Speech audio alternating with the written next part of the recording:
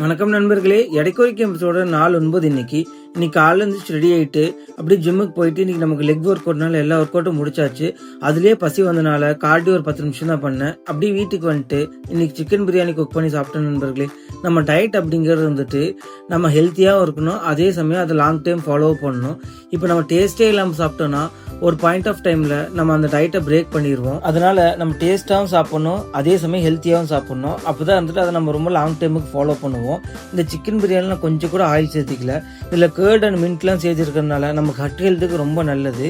நம்ம எந்த மீல் சாப்பிட்டாலும் அதில் ப்ரோட்டீன் அண்ட் காய்கறி சேர்த்திக்கணும்னாவே அது ரொம்ப நல்ல ஹெல்த்தியான மீல்.